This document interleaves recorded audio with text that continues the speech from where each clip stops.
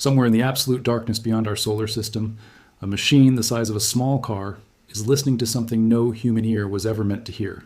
It has been alone for nearly 5 decades. No repair crew will ever reach it. No rescue mission is coming. And yet, right now in 2026, it is still talking to us, sending whispers across 15.8 billion miles of cold, empty void.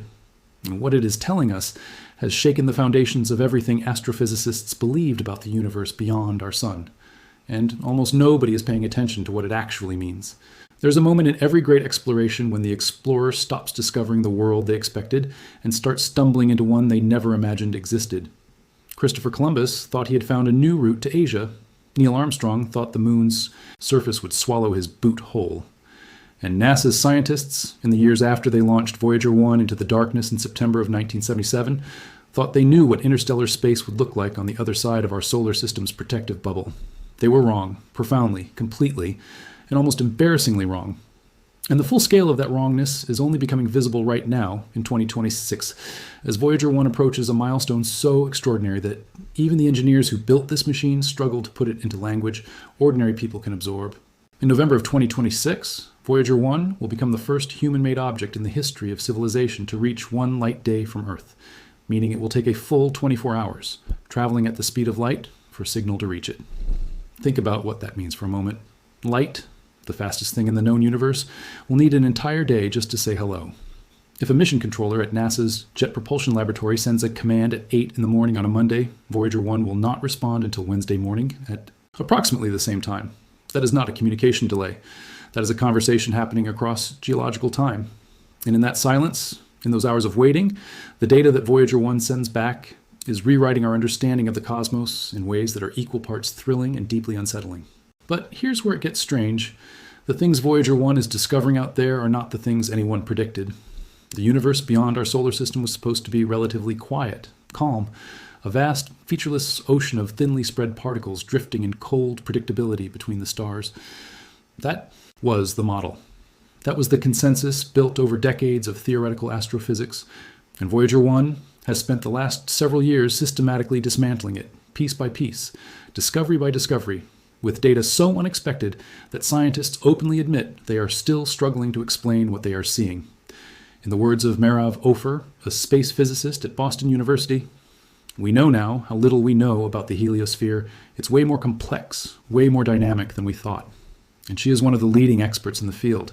When the people who have dedicated their careers to studying this region of space say they did not know how little they knew, that is not false modesty. That is a scientific community standing at the edge of a cliff, looking down into something vast and unknown, and genuinely not being able to see the bottom. To understand why this matters, you need to understand what Voyager 1 crossed through before it got to where it is now, because the journey itself was filled with discoveries, each one more disorienting than the last. Launched in 1977 on what was initially designed as a grand tour of the outer planets, both Voyager spacecraft swung past Jupiter and Saturn. In those early flybys, the spacecraft didn't just take pretty pictures. They fundamentally altered the map of our solar system. Voyager discovered that Jupiter's moon, Io, was a nightmarish volcanic world, nothing like Earth's inert gray moon. Voyager 1 surveyed Saturn's moon Titan and its thick nitrogen-dominated atmosphere. These were not incremental updates to existing knowledge. These were paradigm shifts happening in real time, transmitted across hundreds of millions of miles by a machine built with technology that today's engineers describe as barely more sophisticated than a digital wristwatch. And then Voyager went further. Voyager 2 became the first and remains the only spacecraft to fly past Uranus and Neptune, worlds where it discovered superfast winds, more than a dozen moons, 6 new rings, Uranus's strange tilted magnetic field, and Neptune's so-called Great Dark Spot storm system. Think about that last detail carefully. Neptune has the fastest winds in the solar system, reaching speeds of up to 1,500 miles per hour. Winds so powerful, they would strip this planet bare in seconds, and we would know nothing about them, absolutely nothing, if a spacecraft the size of a small car hadn't been flung through the outer darkness on a trajectory calculated with slide rules and Cold War-era computers. This is where it gets important, because by the time both Voyager spacecraft had exhausted their planetary flyby missions, something remarkable had happened. They hadn't run out of discoveries. They had simply run out of known planets to discover things about, so they kept going. And that is when the real story began. That is when Voyager 1 crossed into a region of space so poorly understood that scientists had different names for it, depending on what model they were using. The heliopause, the boundary marking the outermost edge of the sun's influence, where extreme temperatures and turbulent conditions were unexpectedly found by Voyager 1, was supposed to be a relatively smooth transition zone. A gradual handoff between the solar wind, which is the constant stream of charged particles our sun fires in all directions, and the interstellar medium, which is the thin gas and dust that fills the space between stars. Scientists expected something like a slow fade, a dimmer switch, not a light switch. What Voyager 1 actually found was something closer to a wall. Instead of a smooth and gradual fade between solar and interstellar space, Voyager 1 found abrupt shifts, almost like stepping over a threshold. The instruments on board recorded sudden, dramatic changes in particle density and magnetic field strength. Things that should have changed gradually, over millions of miles, changed within distances so short they barely registered on the scale of the solar system. The boundary was not a fade, it was a collision zone, a place where two massive, invisible forces were pressing against each other in a dynamic standoff that had been going on for billions of years without anyone knowing. And the temperature readings from this zone were unlike anything the theoretical models had predicted. Near the heliopause, charged particles become trapped and compressed, creating zones of extraordinary heat. Other nearby regions remain relatively cooler. This produces a patchwork of hot and cold plasma, unlike anything observed inside the heliosphere. The temperatures at the heliopause were measured at between 30,000 and 50,000 Kelvin, somewhere between 54,000 and 90,000 degrees Fahrenheit. Those numbers deserve a moment of stillness. The surface of the sun burns at approximately 1500 degrees Celsius. The boundary of our solar system, the point where the sun's influence ends, is running temperatures that dwarf the sun's surface by an order of magnitude. And this is not a mistake. This is not instrument error. This discovery has been confirmed, verified, and peer-reviewed. The edge of our solar system is hotter than the surface of the star it belongs to. But here is the thing about that heat that will stop you cold. NASA engineers explain that the measured temperature does not correspond to heat that could burn solid material, but rather to the kinetic energy of particles traveling nearly at the speed of light. In this extremely thin gas, collisions are so rare that Voyager 1 passes through the region unharmed. The particles are moving at extraordinary speeds, but there are so few of them that the spacecraft barely notices. It is a ghost fire, an inferno made of almost nothing. And yet the energy contained in that almost nothing is so vast, so disorganized, and so violent in its own invisible way, that it is resculpting our entire understanding of how solar systems exist within galaxies. What most people are not seeing is that this discovery carries consequences that extend far beyond the purely scientific. Because if the boundary of our solar system, a boundary that has existed since the sun formed 4.6 billion years ago, is this dynamic, this chaotic, this different from what our best models predicted, then everything we thought we understood about how stars interact with the interstellar medium needs to be reconsidered. Every star in the Milky Way has a heliosphere. Every one of those heliospheres has a heliopause. And if ours is this surprising, this violent, this unexpected, what are the heliospheres of other stars doing? What kind of environments exist around other planetary systems? Could those environments affect the development of life? Could a particularly turbulent heliopause allow more galactic radiation to penetrate a solar system, sterilizing planets that might otherwise harbor biology? These are not fringe questions. These are the questions that Voyager 1's data has forced into mainstream astrophysics. And then came the hum. This is where everything changes.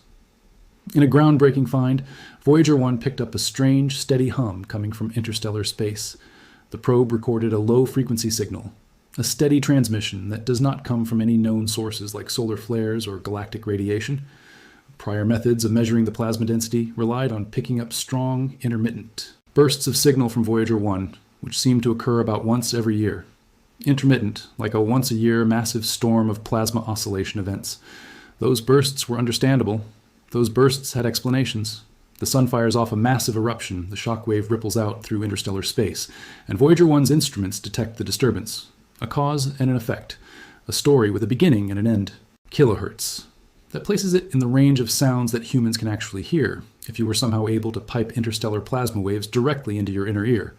Scientists at Cornell University, the researchers who first identified and documented this signal, described it as something similar to gentle rain, persistent, quiet, constant, everywhere. Astronomer Stella Koch-Ocker, who led the study, described it.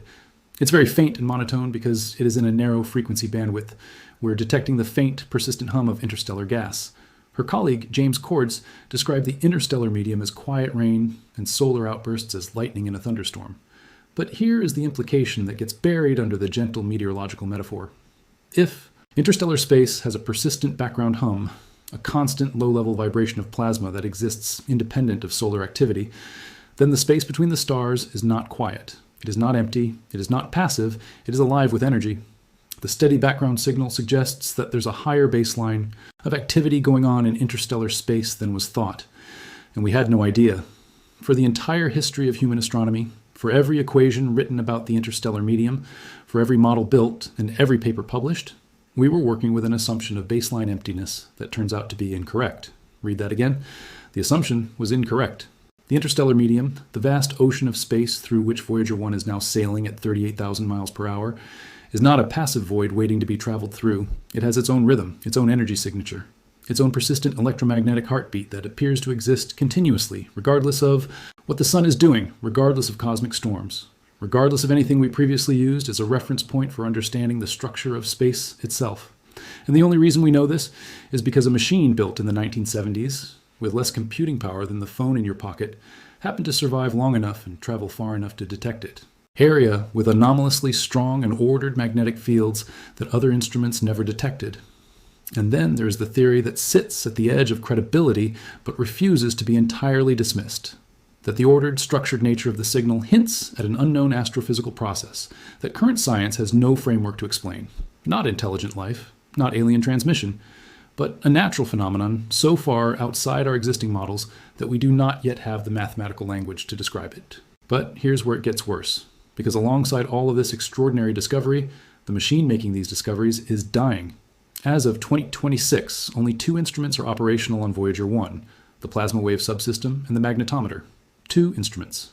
Out of the original suite of scientific tools that made Voyager 1 one of the most instrumentally complex spacecraft ever launched. Everything else has been turned off, one system at a time, as the spacecraft's nuclear power source continues its slow, irreversible decline. Voyager 1's radioisotope thermoelectric generators may supply enough electric power to return engineering data until 2036. That is, roughly 10 years. 10 years during which a spacecraft more than 15 billion miles away, operating on 2 instruments, navigating space we have never visited, will continue sending back data about a region of the universe that no other human-made object has ever touched. And even those 10 years are not guaranteed. Engineers at NASA successfully revived thrusters aboard Voyager 1 in May 2025, in the nick of time before a planned communications blackout. The probe had been relying on backup thrusters because its primary roll thrusters stopped working more than 2 decades ago after power was lost in 2 internal heaters. In May 2025, the team was able to revive the backup thrusters used for roll motion that had been unusable since 2004. This is what sustaining a mission at the edge of human reach looks like in practice. It looks like engineers at JPL racing against a communications blackout to fire thrusters that have been dead for 21 years and hoping that decades of accumulated propellant residue haven't clogged the lines permanently. It looks like holding your breath for 23 hours, the time it takes for a signal to travel from Earth to Voyager 1 and back, waiting to find out if the fix worked. The spacecraft no longer has a backup available for its thruster system, and everything on board is single string, according to Suzanne Dodd, Voyager project manager at JPL. Single string. That is the technical term for a system with no redundancy, no backup, no second chance. If the remaining thrusters fail, if the propellant lines clog beyond recovery, Voyager 1 will lose its ability to point its antenna toward Earth. And the moment that happens, the connection is severed permanently. If propellant lines freeze on either probe, causing the antennae to point elsewhere, we would lose the mission. Because we could no longer get a signal to the spacecraft, Dodd said. There is no astronaut who can be dispatched to fix it. There is no rover that can drive over and make an adjustment. There is no second spacecraft on a rescue trajectory. Voyager 1 would simply continue sailing outward in silence, carrying humanity's golden record into the interstellar darkness, still transmitting data that no one on Earth would ever receive. This is the reality of what NASA is managing right now. Not just a scientific mission. A vigil, a carefully managed, meticulously planned vigil for a machine that has outlived every expectation placed upon it by multiple decades, and is still, even now, producing discoveries that reshape our understanding of the cosmos. Before their 50-year anniversary in 2027, both spacecraft will likely need to have additional instruments and systems turned off. The team is hoping to keep the cosmic ray subsystem running on Voyager 2, as well as the magnetometer and plasma wave subsystems on both spacecraft. These are the instruments that are still producing new science. These are the systems that are still sending back data nobody else can collect from anywhere else in the universe, because no one else has ever been to where Voyager 1 is right now. And what that data is revealing about the structure of the interstellar medium, about the persistent plasma hum, about the turbulent heliopause, about the unexpected magnetic field similarities on both sides of the solar system's boundary, is forcing a revision of models that have been foundational to astrophysics for generations. The fact that the probe detects similar magnetic fields on both sides of the heliopause is surprising to the scientific community because, until now, it was believed that interstellar magnetism would differ significantly from solar. But now we know that the solar wind drags field lines that, when compressed, generate a magnetic reconnection zone capable of transforming kinetic energy into heat. Magnetics, reconnection zones, these are the same phenomena observed near Earth's magnetosphere, near the Sun's surface, and now apparently occurring at the very edge of our solar system's influence, at a scale so vast it dwarfs everything we have previously studied. The physics is the same, the scale is incomprehensible. The real story here, the thing that mainstream science coverage consistently undersells, is that Voyager 1's discoveries are not just expanding our knowledge of one specific region of space, they are questioning the completeness of the physical models we use to understand the entire universe, because the heliosphere is not unique to our Sun. Every star in the Milky Way, and there, are estimated to be between 200 billion and 400 billion of them, generates a heliosphere. Every one of those heliospheres interacts with the interstellar medium in ways that are now revealed to be far more complex, far more dynamic, and far more energetic than our models accounted for. The interstellar medium itself, with its persistent plasma hum and its mysterious organized oscillations, is not the passive filler between stellar systems that cosmological models assumed it to be. It is an active participant in the structure of the galaxy. It pushes back. It hums. It shapes the heliospheres around it in ways that could, in ways that should, be affecting everything from the magnetic environments of exoplanets to the long-term habitability of solar systems we have never visited. Consider what this means for the search for life beyond Earth. One of the most important factors in the habitability of a planet is the electromagnetic environment it inhabits. Specifically, how much high-energy radiation from the galaxy at large is able to penetrate the protective bubble of the star it orbits. Our heliosphere is what protects Earth from the worst of the galactic cosmic ray, bombardment. If the heliosphere is shaped by its interaction with the interstellar medium, and if the interstellar medium is more energetic and more dynamic than previously understood, then the habitability of planets in other solar systems depends partly on the local properties of the interstellar medium those solar systems are traveling through. A star passing through a particularly dense or energetic patch of the interstellar medium might have its heliosphere compressed, exposing its planets to radiation levels that render them sterile. A star in a quieter region might have a more expansive, more protective heliosphere. The interstellar medium is not just empty space between stars. It is a habitability filter for the entire galaxy. And Voyager 1 is the first instrument humanity has ever placed inside it. This discovery is a stark reminder of how little we know about the universe beyond our solar system. Voyager 1's findings could pave the way for groundbreaking advancements in our understanding of interstellar space. If they prove to be of natural origin, they will be the most important clues yet to the underlying processes shaping the cosmos. The scientists working with Voyager 1's data today are working with data from instruments that were designed in the late 1960s and early 1970s to detect phenomena that the designers of those instruments were not entirely sure they would find. The fact that the plasma wave subsystem is still operational, still detecting, still sending back data in 2026 is itself a kind of miracle of engineering and a kind of miracle of timing. Because if Voyager 1 had failed even 5 years earlier, it would have fallen silent before it could detect the persistent plasma hum, before it could confirm the turbulent firewalled reality of the heliopause, before it could begin to overturn 50 years of assumptions about the structure of interstellar space. What happens when Voyager 1 finally goes silent? When the last thruster clogs and the antenna drifts away from Earth and the signal fades to nothing across 15 billion miles of interstellar darkness, the spacecraft will still be there. It will still be moving. At 38,000 miles per hour, it will still be sailing deeper into interstellar space, still carrying the golden record with its encoded sounds of... The questions Voyager 1 leaves us with are not the comfortable kind. They are not questions with near-term answers, or answers that will come from a single additional mission, or answers that can be generated in a laboratory on Earth. They are the kind of questions that will drive space science for the next century. What is generating the different weather systems in an invisible galactic atmosphere? And most pressingly, most uncomfortably, if the space between stars is this complex, this structured, this energetically alive, what else have we been wrong about? What other foundational assumptions are quietly waiting to be dismantled by the next piece of data from the last spacecraft that can collect it? Because here is the final thing to sit with. When Voyager 1 eventually goes silent, there will be no replacement. No Voyager 3 waiting in the wings. No mission currently in development that will reach the interstellar medium within our lifetimes or our children's lifetimes. The fastest spacecraft ever launched by humanity, the Parker Solar Probe, is designed for close solar approaches, not deep space escape.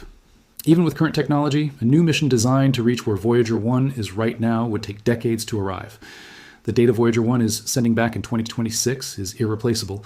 The window it is looking through is closing, instrument by instrument, year by year, thruster by thruster.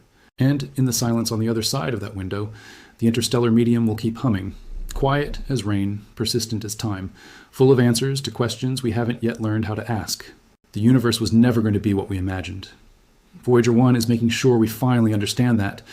The only question now is how much it can tell us before the signal fades, and what we will do with the uncomfortable knowledge that what we don't know about our own cosmic neighborhood is far greater than everything we have mapped, modeled, and assumed across the entire history of human science.